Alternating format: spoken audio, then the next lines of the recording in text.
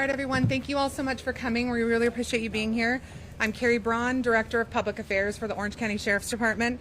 Today we're going to have 5 speakers for you. Sheriff Don Barnes from the Orange County Sheriff's Department, Division Chief Shane Mall from the Orange County Fire Authority, Chairman Don Wagner from the Orange County Board of Supervisors, District Attorney Todd Spitzer from the Orange County District Attorney's Office, and Medical Director Tetsuya Takeuchi from Mission Providence Hospital.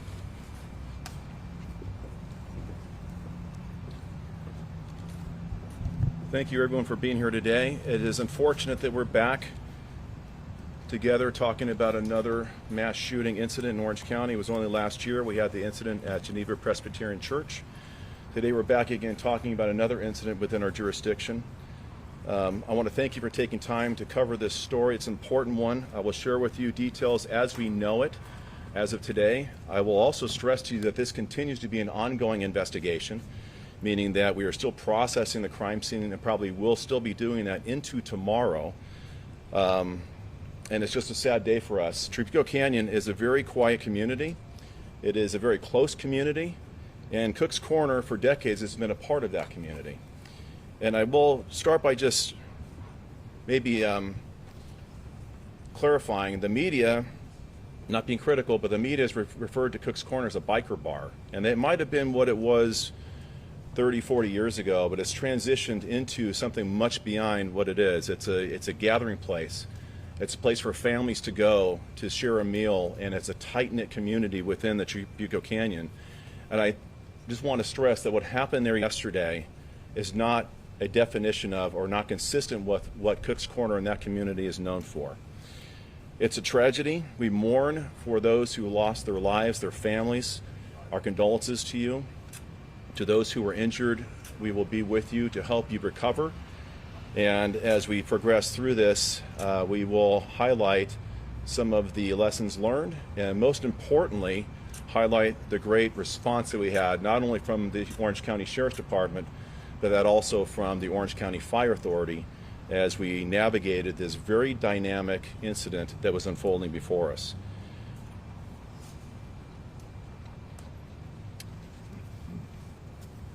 I don't know how to start any other way than just saying last night was spaghetti night at Cook's Corner. People gather on that night, they share a meal, it's a tight-knit community. It's a tradition that's been taking place there for some time, and it was very tragic in how it unfolded rapidly. I want to stress also that as this unfolds, and I want to thank you for your patience as we navigated the many challenges of this dynamic incident. I know that as the media and the community, you want information, and you want information fast. And we want to provide that information to you. But first and foremost, we want it to be accurate. And to do that, we have to go through the processes of the investigation. We owe that to the families, we owe that to the victims' families, we owe that to the community. I'm going to walk you through the progression of events that occurred yesterday at Cook's Corner. At 7:04 p.m., we received multiple 911 calls about a shooting occurring at Cook's Corner, an active shooter incident. Multiple deputies from my department responded and were there within 2 minutes to address the issues that were unfolding at Cook's Corner. When they arrived, they did not know the location of the shooter, and they split to quickly cover ground. I'll cover later the tactics and trainings and how we have grown over the years in our response, and that will make more sense in just a moment. A team of deputies responded to the upper parking lot area where they located the suspect. The suspect began firing multiple rounds at our deputies from a shotgun. Patrol units were struck by gunfire. At least one round went through the unit of a windshield's unit. No of our deputies were struck, and no injuries were sustained by them by gunfire or any other means. Despite the great danger, they progressed and encountered that individual, and a deputy-involved shooting occurred. Multiple deputies were involved in the shooting, and we do know and do believe that it was a gunfire from those deputies that ultimately took the life of the individual. Without a doubt, and without the immediate response of them starting immediate tactical first aid and creating an environment where OCFA, Orange County Fire Authority paramedics, could then get into the hot zone and start treating individuals. And this is a collaboration that's taken place for years with our agencies. Undoubtedly, more individuals might have may have lost their lives. What I'm sharing with you today is a culmination of witness statements who were there, and also body-worn camera video that's been reviewed to draw a chronology of events that occurred within that area. The suspect, John Snowling, 59, residing in Ohio but with a residence here in Southern California, was the individual who shot and killed 3 people and injured 6 additional. We're still gathering information about him and what his motives were. We do know he's a retired sergeant from the Ventura City Police Department, retiring in 2014. We do know that he took up residence in Ohio. We also know that he has a second residence potentially in the Camarillo area, and we believe he traveled from Ohio with an ongoing dispute regarding the separation and pending divorce with his wife. I want to cover the progression of events that took place. What we know by witness statements is that at that time, 7:04, Mr. Snowling entered Cook's Corner. We believe he had 2 firearms in his possession. He then went directly to his wife, who was within the business portion, the interior portion of Cook's Corner. By witness statements, we do not believe that there was any argument that ensued. He drew a weapon.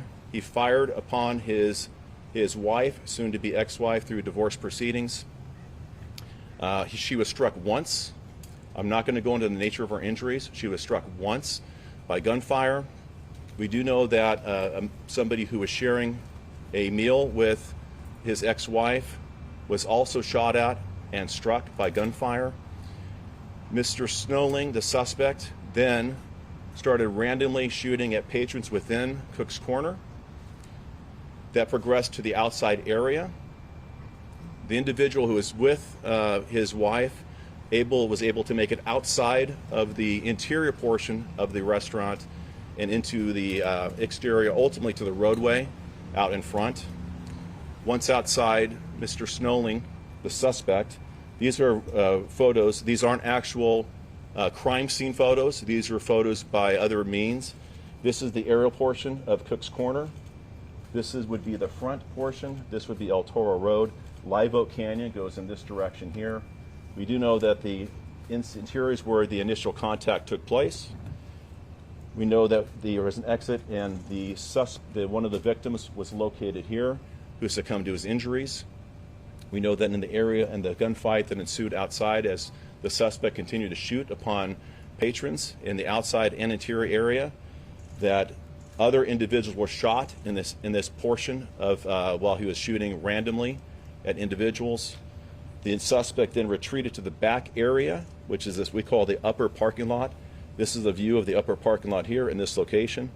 The suspect had his truck parked in this area. He went back, returned to his truck, gained access to a third handgun and a 12-gauge shotgun back in this area. At that time, an individual went up to encounter the suspect. He was shot. He ultimately was drawn back into this area for first aid after the scene became static, and he deceased as a result of his injuries. The patron who was with his wife was able to make it out to this area, and unfortunately, she succumbed to her injuries. The individual who was shot in this area was one of the gentlemen who succumbed to his injuries. We do know, and this is a correction, and this happens in the fog of war as you go through these very dynamic incidents, that there were 6 other patrons there that night who were also struck by gunfire. I can tell you all of the individuals who were shot, the 3 who deceased, not counting the suspect, the 6 individuals who sustained gunfire are all adults. No children were injured during the course of this encounter. Our deputies responding to this area, this would be a view of what they saw up in this upper area. This is the upper area here. This is where the suspect was located. The gunfire ensued and where he was shot by our deputies and ultimately succumbed to his injuries. I can tell you this, and this is not I'm proud. I'm proud of the response by our department, not just last year, but this year. And there's a reason why we train the way we do to encounter these type of incidents. And this has been going on for decades. And our training, the tactics, the tools we give people, the trust in them to do their job. And I can tell you in this circumstance, as in every day when something like this happened, I am beyond impressed by our response from our deputy sheriffs. When I talk about these response, and I just want to give you a little bit of what we do, for post-Columbine, our department was key in the creation of Incident Action Rapid Deployment, active shooter training. MACTAC, which is Multi-Assault Counterterrorism Actions Capability, how you leapfrog and use military tactics to approach a facility is what they did here. Approaching this individual in an outside environment using military tactics to outflank him and encounter him. Our deputies have long rifle platforms, AR-15s, body gear they put on, Kevlar helmets. We give them breaching tools to break into doors and cut off locks, which came in key last year in the Presbyterian Church incident. Our sergeants have drones that can take an aerial platform for intelligence gathering information during critical incidents. They have individual first aid kits and do tactical medicine. All of these very intentional things we've done for decades to prepare us, unfortunately, for incidents like this have enabled us to intervene, use tactics, encounter individuals, bring issues that are dynamic to a static environment, and ultimately save lives of others who have been present during these unfortunate incidents.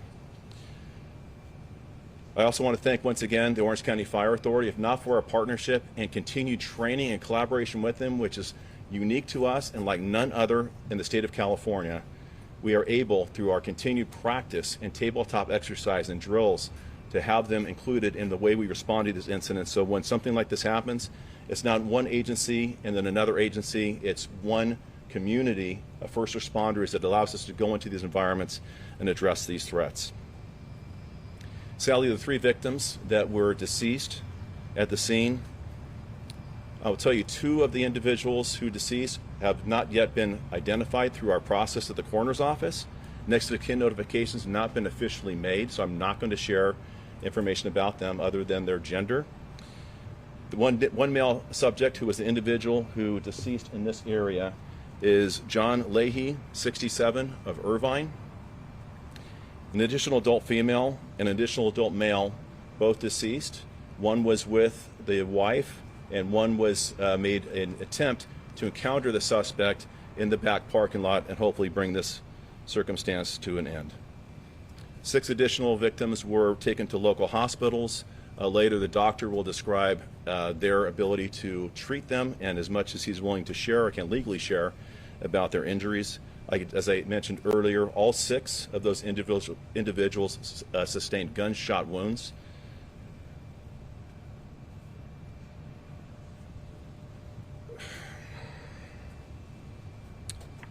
When I talk about how many people showed up, it's actually beyond impressive. I mentioned within 2 minutes of the 911 call, we had people, our deputies were on scene encountering this individual, which means that within 2 minutes, this individual created that much havoc upon individuals and created that much damage to those who were patrons within the establishment.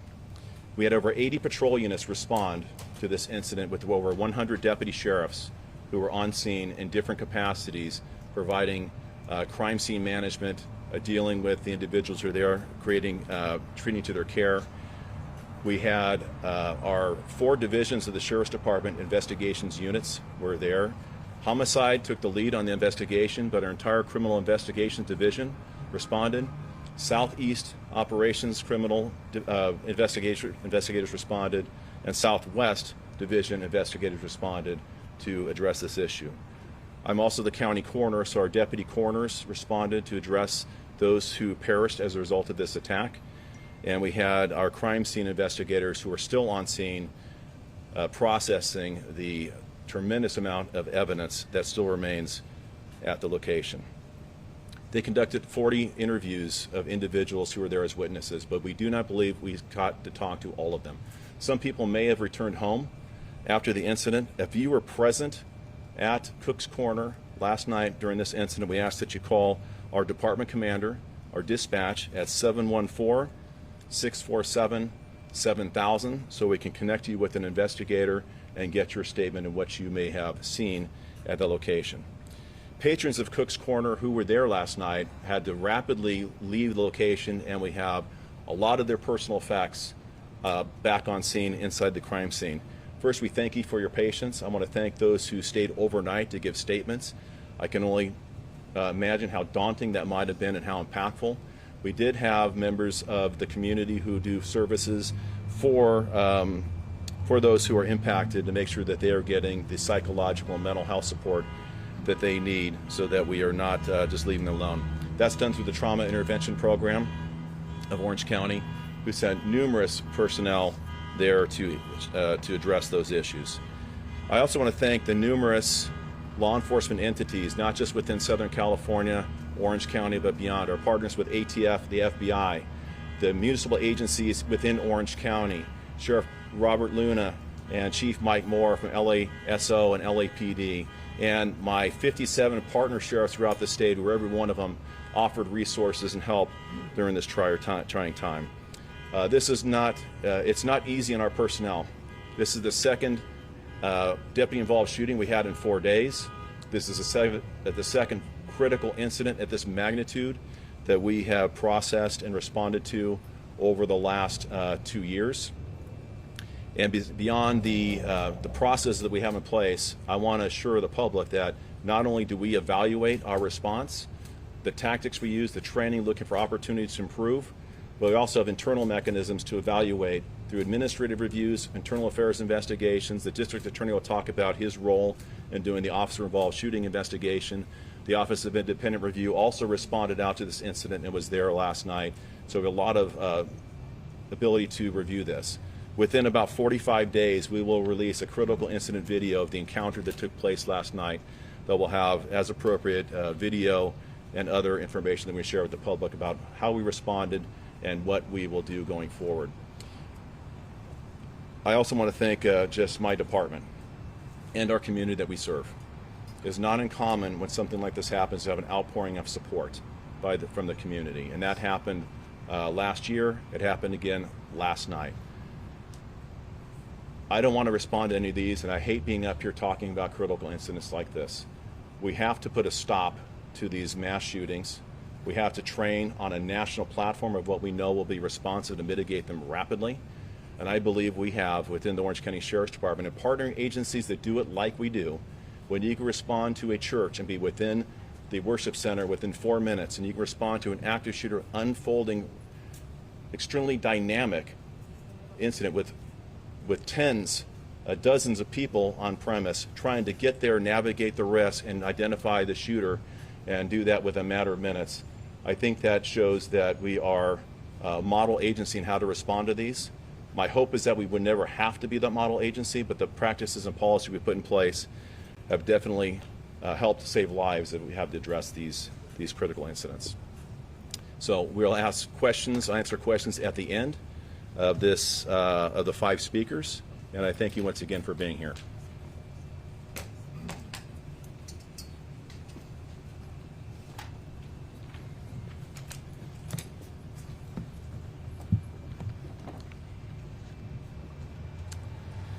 Good afternoon. First of all, our hearts go out to all the victims, their families, the first responders, and anyone who was impacted by this horrible tragedy that happened yesterday. I'm going to summarize the OCFA's involvement in the chain of events from our perspective. At approximately 7:05 p.m., OCFA firefighters responded to Cook's Corner to assist the Orange County Sheriff's Department for a reported shooting. The first engine, Orange County Engine 42, arrived on scene in just under 4 minutes. Immediately upon arrival, the Orange County Fire Authority and the Orange County Sheriff's Department went into unified command. Thanks to the quick and courageous work of the Orange County Sheriff's Department, our firefighters were cleared to enter the scene very quickly and were able to begin treatment and transport of the patients that were on scene. Ultimately, 4 patients were pronounced deceased on scene, one of them being the shooter, and 6 patients were taken to the hospital, 2 of those in critical condition. The phenomenal work by the Orange County Sheriff's Department to rapidly secure the scene empowered our firefighter paramedics to get in there and save lives. I'm proud to report that the 6th and final patient was loaded in an ambulance and off scene to a hospital in just under 46 minutes, which is an incredible feat in a hectic environment such as this kind of scene. We at the Orange County Fire Authority, as well as the Orange County Sheriff's Department, train for these events frequently, both individually and together. To be able to secure the scene that quickly and get our paramedics in there to render treatment and take the patients to the hospital that quickly is a real tribute to the training, professionalism, collaboration, and the execution of our two agencies when they work together. At the conclusion of the incident, all OCFA members who were part of the incident went through a critical incident stress debriefing process. As you can imagine, the sights that they saw that night were pretty horrific. The OCFA wants to thank the Orange County Sheriff's Department, the FBI, the ATF, Mission Hospital, our local elected officials, and the entire community of Trabuco Canyon for working together during this challenging and heartbreaking time. This tragic incident weighs heavy on the community as well as our first responders, and our hearts to go out to all who were involved. Thank you.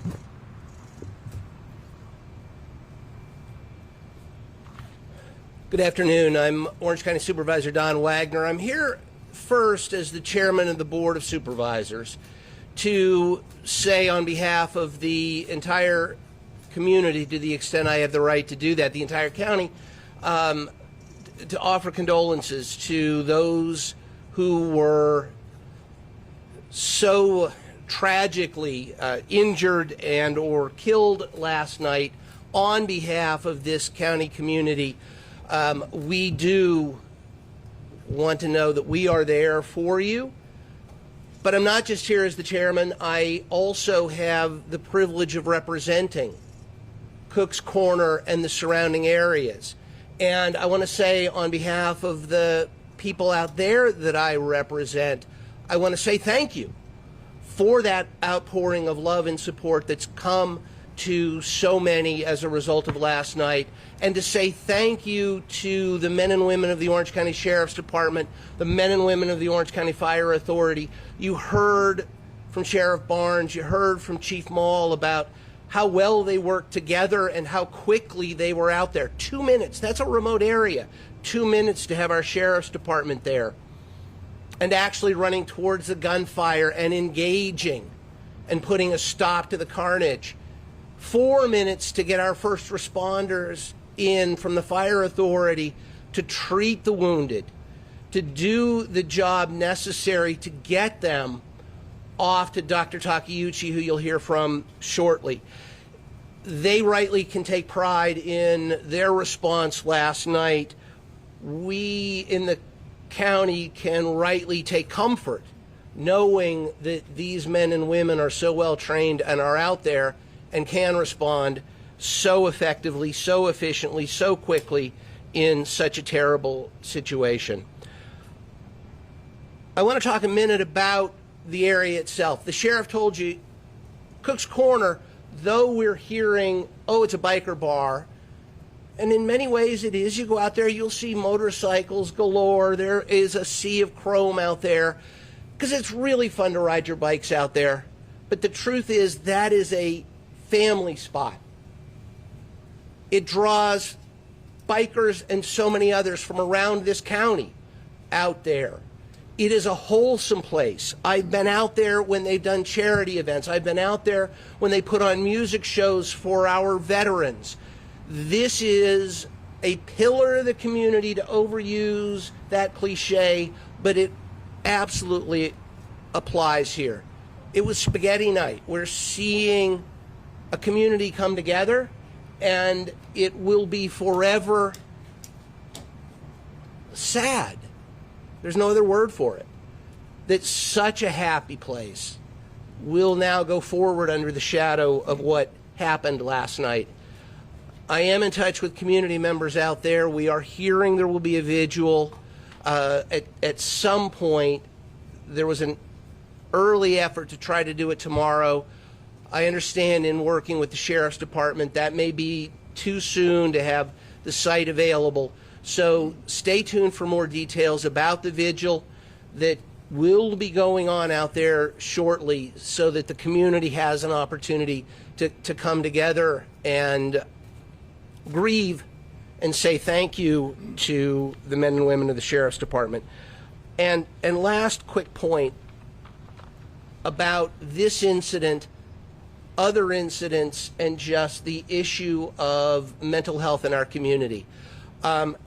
We encourage everyone struggling from this crime or otherwise in need of compassionate help to contact OC Navigator's Mental Health Crisis Support Line.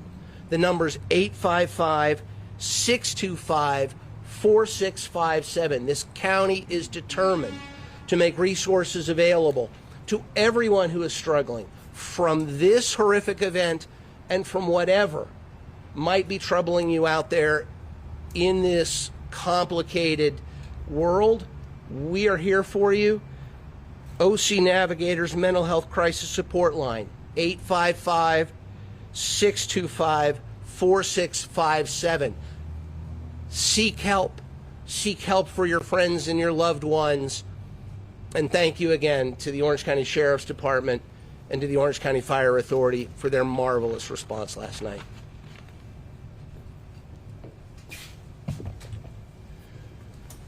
Good afternoon. My name is Todd Spitzer. I'm the elected district attorney, and I'm not so happy to be here.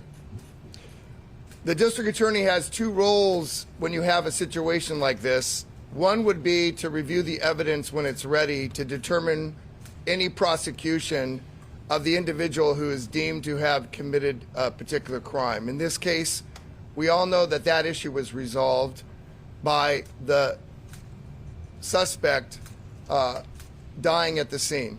So that question has already answered itself. The other role that the district attorney has is to review the officer-involved shooting to determine whether or not that was a lawful use of lethal force. Chairman Wagner talked about the fact he represents that district. I represented that district today, obviously, as a DA, but I was its county supervisor for 12 years and its state legislator for 6 years. This is personal. I am one of those bikers. I am one of those people that would often go on Wednesday nights to spaghetti night. I am one of those people who understand how the county and the canyons are grieving. It is iconic, it is special, and nothing that happened last night is going to ruin either the canyon, its austerity, its prominence, or Cook's Corner. We mourn the loss of life, and we mourn the loss of yet another piece of everyday America that is Cook's Corner. The shooter, John Snelling, I hate to even say his name, a former police sergeant. Let that sink in. Last night, brethren law enforcement officers killed somebody who at one time had earned the honor of being a sworn police officer, a sergeant in the state of California. That person is dead. So there's no prosecution, no trial, no opportunity for the surviving victims and loved ones he left behind to confront the shooter, to stand up tall against this kind of action and be counted. And what John Snelling stole from them is one thing that can never be replaced, and that's the life of their loved ones. And for those who survived, he stole their peace and their sense of security. For goodness sakes, police officers are sworn to protect our communities. We trust them with our lives. We call them when we need help. But instead of helping save lives, John Snelling shot and killed strangers he never met and tried to kill one of his dearly loved ones that he obviously at one time loved dearly and deeply. Orange County District Attorney investigators have been on scene since last night and all through the night and again today, and they are reviewing the shooting by 7 sworn deputy sheriffs that thankfully brought the end to the carnage. Our office is tasked with reviewing their conduct and whether a crime occurred, but I want to be very clear, because I don't want to have anybody think that while we're reviewing this, we don't understand something that I, as the district attorney, want to represent very, very clearly, because I've been fully briefed with respect to the evidence so far by my team and have reviewed their written memorandum and interviewed them. And there's nothing that I have found at this point to believe in any way whatsoever that their acts were nothing less than heroic, and that nothing they did last night indicates any criminal activity or excessive use of force in any way whatsoever. Those 7 deputies deployed, we've recovered at least 75 shell casings from a shotgun, from a rifle, and from handguns. Those deputy sheriffs took the action that was necessary to take out the suspect, to stop the danger, to use their training, and to make sure that the suspect could do no more harm. Every single second counted in those few moments, and these deputies, who we're all so proud of, were on scene and engaged the active shooter within minutes of the shots that he was shooting at them. And they were taking fire. And they didn't back down, and they did what they were trained to do. And for goodness sakes and for God's sakes, I am so grateful and thankful. We will continue to thoroughly investigate this. We will obviously form conclusions, but I don't see, although it could change, that my representation to you today or my opinion will be any different based upon what I know now. Victim advocates are standing by to help anybody and everybody who needs assistance, and they're commonly referred to as waymakers. We have advocates here today, and I want to make sure that you report that anybody who believes that they need counseling or grief assistance or any resources necessary, they're to call Waymakers at 949-250-0488. No one should have to experience this tragedy. No one should experience an all-you-can-eat spaghetti event at Cook's Corner and find themselves faced with gunfire and peril and trying to escape, and people who they love and care about harmed and in harm's way. This is our community. And the Orange County Fire Authority, the Orange County Sheriff's Department, all the other mutual aid agencies who deployed down Santiago Canyon Road and up El Toro Road and through Live Oak Canyon, these are places we know and we've known for years. So God bless America, but God bless law enforcement. And let me reiterate unequivocally, Orange County is a place that loves its law enforcement and its firefighters and its first responders. We support them. We don't denounce them here in Orange County. And let last night be a lesson to everybody else in America who's been tearing down law enforcement to understand this is exactly why we need them, because they stop danger, they protect us, and they care. They care deeply. God bless them.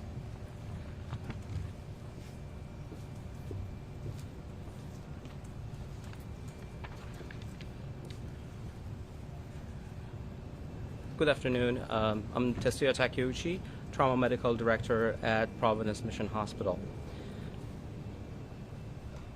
Yesterday evening, after 7 p.m., we received a mass casualty incident to our hospital, and we immediately activated the trauma backup system, which invited several trauma surgeons, trauma nurses, anesthesiologists, and all our staff to the hospital to be prepared to receive multiple patients with gunshot wounds.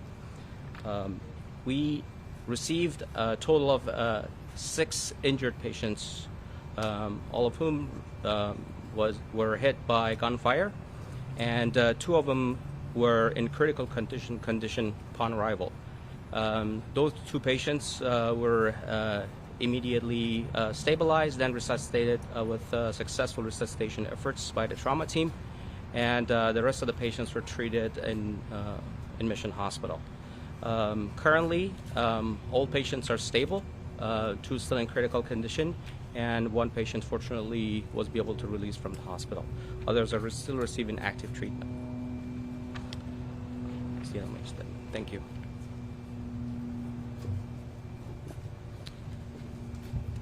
Before we entertain questions, I just want to correct one piece of information.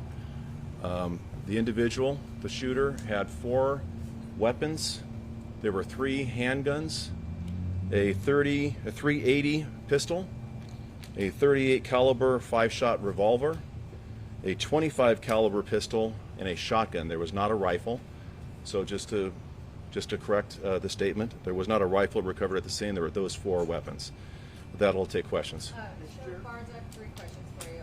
I just want to clarify that he drove from Ohio to kill his estranged wife Marie. And number 2 is, did she have a restraining order against him, and was there a history of domestic violence between him and her? Okay, so there's 3 compounded questions there. We believe he did travel from Ohio, to answer your first question. Well, we don't know the motive because he's deceased. We do believe that when he arrived at the location, it was very clear based on his intent and our interview of witnesses that he walked directly to her.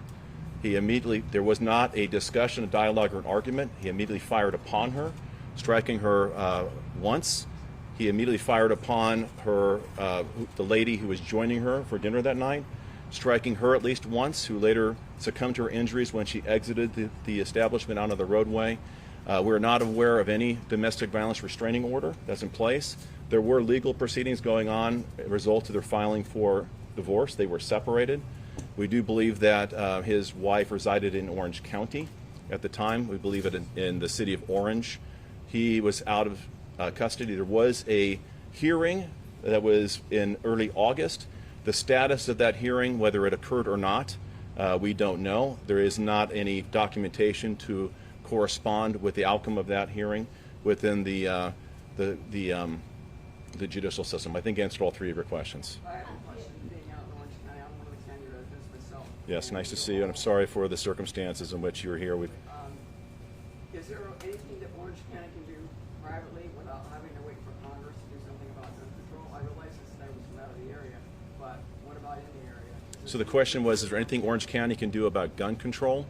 I can tell you that one thing I do as the sheriff is I have what's called an APS team, that's Armed Prohibited Persons System deputies that go out and get weapons from people who are prohibited from possessing them.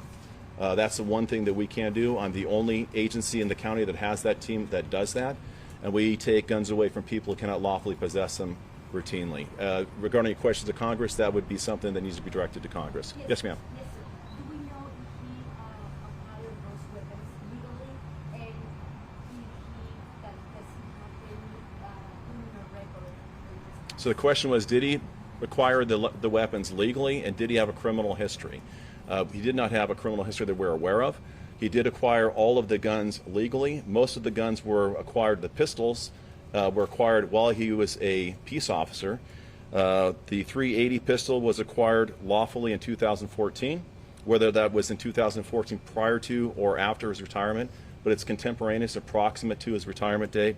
The 380 revolver was acquired in 1987. The 22 caliber pistol was acquired in 1997, and the shotgun was acquired after he retired in 2016. Hey, Sheriff, I have a couple questions. Yes. From the video at the scene, you can see dozens of crime scene markers on the street outside of the bar. You mentioned 75 shell casings. Is it believed most of those crime scene markers are shell casings? And number 2, how many rounds, I mean, I know that's a long way to go, but estimate how many rounds do you believe he fired, and how many rounds do you think the deputies fired? So the question from Chip was, the crime scene markers that were at the scene, were those representative of shell casings or some other evidence? It's representative of every piece of evidence they believe is related to the ongoing investigation.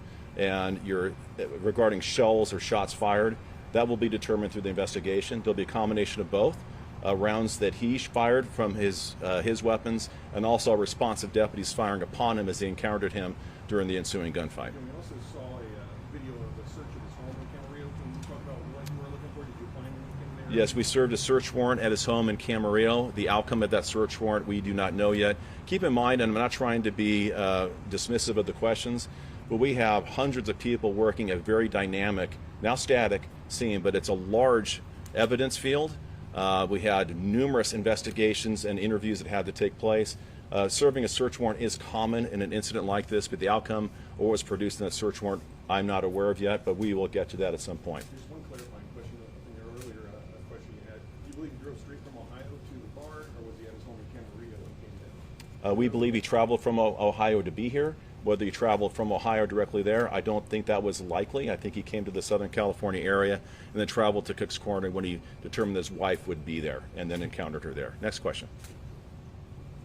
The divorce has not finished. It was still in process. No, the divorce was still proceeding. There were several processes through that divorce, but it was not finalized. No children? I'm sorry? No children from the marriage? Yes, they do have children. They're both adult children. I would like to share with you that we're able to arrange for their adult son to be with his mother, which I think was important. I can tell you that his mother, based on information we've received, is conscious and is speaking. So her status seems to be improving somewhat, significantly. Do you believe he unloaded the ammo in the first two weapons and then went back to his truck to retrieve the other two guns, and that's when the deputies encountered him? And how many deputies fired or were engaged in the gunfight? So the question was, at what point did he access weapons? We know that he had two weapons. They were both either the pistol or revolver or two pistols that he used throughout the initial encounter. He used those weapons to fire upon other patrons outside as he was shooting randomly. We do not believe he knew any of these individuals other than the person who may have been with her at dinner, but we don't know that to be confirmed. We know that they were there. She was there with a friend having dinner that evening. Whether he reloaded, don't know. He retreated back to his truck. When he retreated to his truck, he gained access to the third, either pistol or revolver, and then accessed the shotgun. It's at that point that deputies responded in 2 minutes. So all this happened within 120 seconds for him to get back to his truck where the deputy involved shooting encountered, and we know 7 deputies fired upon him or countered him while he was returning fire and firing upon our deputies as they responded to the scene. How much ammo did he have left at the time he was stopped? Sorry? It was over by 7:07. It started at 7:04. It started at 7:04, and approximately 2 minutes later, he was encountered. And keep in mind that that's not just the end of our encounter with him. That's just a benchmark of when the threat was terminated. And at that point, then we have to do all these other things in rapid succession, meaning we refer to it as a hot zone. We have an active shooter environment. You have to contain that and validate that there is one and only one shooter. Where there are 2 shooters, we have to make sure all these areas are safe.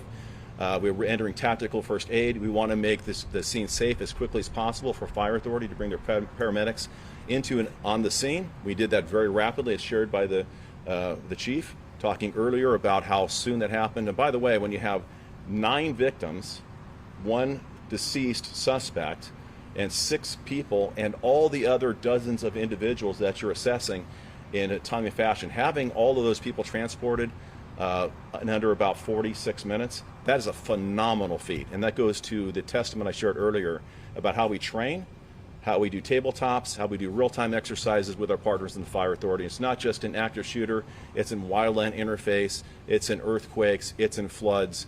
We do all of it, and we are perhaps the best prepared team, I believe, in the nation. Sheriff, how much ammo did you have left at the time the deputy stopped? I don't know how much ammo he had left, Chip. I know that they are processing that, and they'll go through everything. They'll determine, based on shell casings that they recover, how many rounds he fired from each of the weapons. They'll determine how many magazines for pistols. Revolvers have a cylinder, so you have to load those manually. And then the shotgun, of course, has a shotgun shell. He was distant from us, so there's not going to be an issue, I believe, of them misconstruing our shotgun shells with his ammo because of how far away it was. But they'll count all that. They'll catalog it. They'll do the same thing with our rounds that were shot for the district attorney's investigation that he's conducting to make sure, and all this will take place. And as you can imagine, between that and other physical evidence, other items recovered, physical signs, blood trail, all those issues are evidence that needs to be cataloged that is enormous. And that will take at least another probably 24 hours to be able to manage that crime scene.